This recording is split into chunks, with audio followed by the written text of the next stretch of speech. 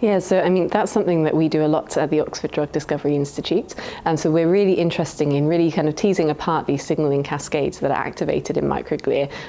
as a response of their sort of surface receptors, which are activated following exposure to pathogenic stimuli in the disease. So when we understand exactly what the downstream signalling cascades are, that gives us quite a broad remit to be able to see whether there are other potentially more tractable targets in the signalling cascade.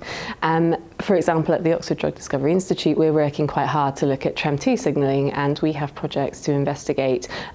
targets including TREM2 itself, but also PLC gamma 2, of which there's a protective variant, and INPP5D, which is also dysregulated in the TREM2 signalling cascade in disease. So if you think that there are 3 potential points of therapeutic intervention, that gives us effectively 3 kind of ways to manipulate microglial function within the same signalling cascade, and hopefully increase our chances of developing a therapeutic that could be beneficial in modulating microglial function. So I think when we understand